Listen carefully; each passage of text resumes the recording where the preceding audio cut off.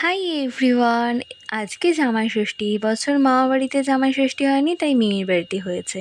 আর মিমি জানলায় আমসত্ত্ব শুকোতে দিয়েছে, আর এদিকে মা লুচি বেলে দিচ্ছে, মিমি ভাজছে, আর আয়ুষী বসে আছে। আয়ুষী পাশে জীবনটা মিমিদের পাশে ফ্ল্যাটেই থাকে।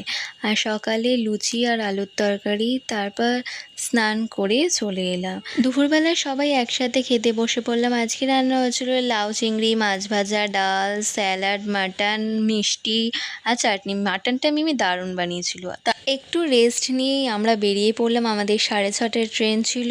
তো মিমিকে টাটা করে আমরা চলে এলাম স্টেশনে।